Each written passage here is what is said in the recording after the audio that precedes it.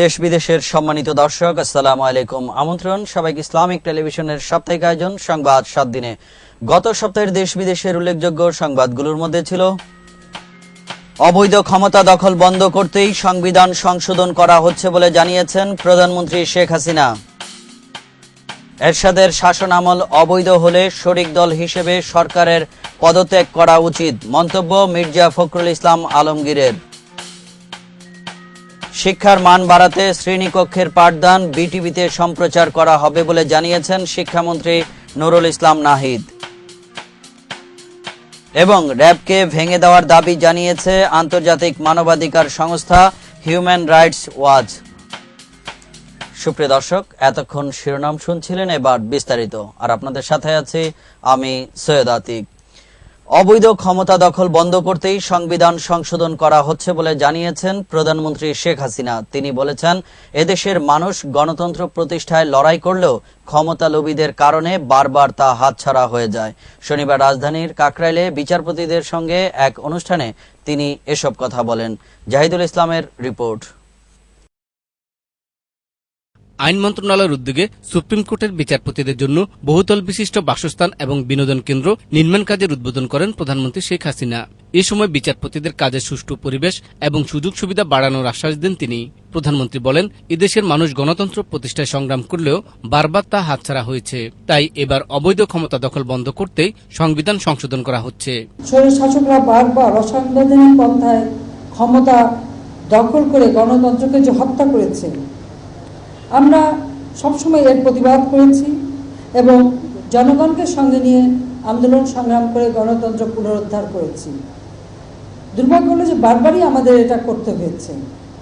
এবারে আমরা একটি সংসদীয় কমিটি করেছি।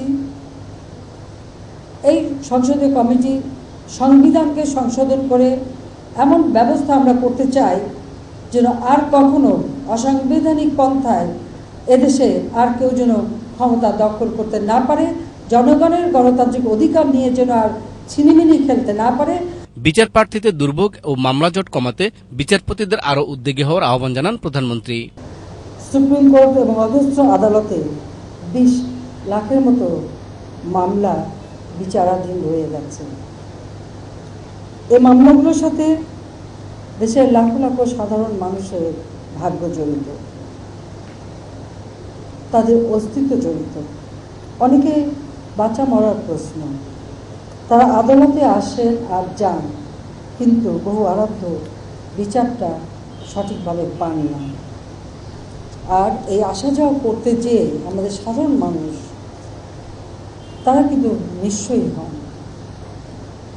তাই সব ধরনের মামলা দ্রুত নিষ্পত্তির ব্যবস্থা নিতে হবে। প্রধানমন্ত্রী আরো বলেন, ডিজিটাল পদ্ধতি চালুর ফলে এখন কম্পিউটারের মাধ্যমে মামলার অবস্থান জানা যাচ্ছে। ভবিষ্যতে মোবাইল মেসেজিং এর মাধ্যমে মামলার সর্বশেষ পরিস্থিতি জানা যাবে বলেও আশাবাদ ব্যক্ত করেন তিনি। জাহিদুল ইসলাম, ইসলামিক টেলিভিশন, ঢাকা।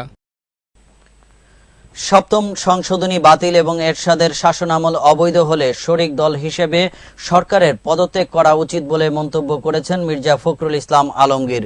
নিরপেক্ষ তত্ত্বাবধায়ক সরকারের অধীনে নির্বাচন না হলে দেশে নির্বাচন হবে না বলেও ইঙ্গিত করেন তিনি। রোববার জাতীয় প্রেস ক্লাবে এক আলোচনা সভায় তিনি এসব মন্তব্য করেন। মাইদুর রহমান রুবেলের রিপোর্ট।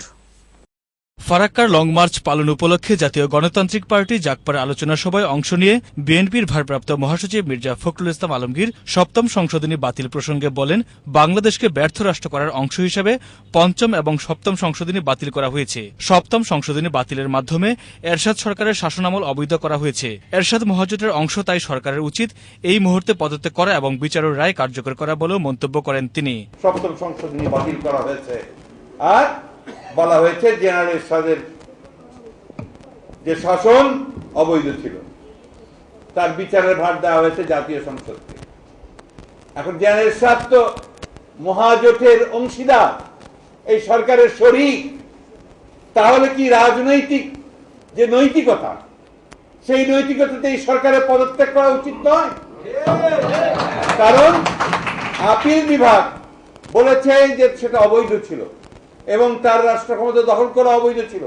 তাহলে সেই ব্যক্তিকে নিয়ে এবং তাদেরকে নিয়ে আজকে যখন সরকার গঠন করেছেন তখন প্রথমেই আপনাদের পদত্যাগ করা উচিত এবং তারপরে এই আপিল যে রায় সেই রায়কে কার্যকরী করার ব্যবস্থা গ্রহণ করা। তত্ত্বাবধায়ক সরকার প্রসঙ্গে মির্জা ফখরুল বলেন, আগামী নির্বাচন নিরপেক্ষ তত্ত্বাবধায়ক সরকারের অধীনেই হতে হবে, অন্যথায় এদেশে নির্বাচন হবে না।